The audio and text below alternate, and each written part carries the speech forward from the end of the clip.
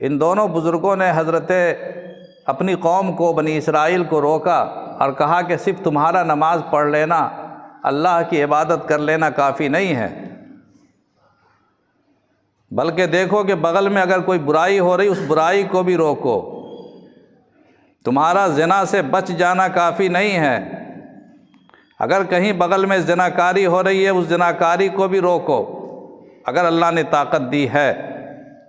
ताकत नहीं दी है तो ज़बान से कहो, उसकी भी ताकत नहीं दी है तो दिल में बुरा मानो, उनके साथ हम प्याला और हम निवाला न बन जाओ।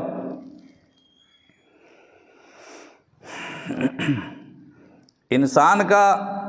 अपने घर को बचाना काफ़ी नहीं है।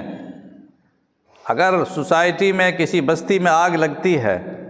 तो जहाँ आग लग रही है उस आग लगे हुए मकान को आग बुझाना ज़रूरी है,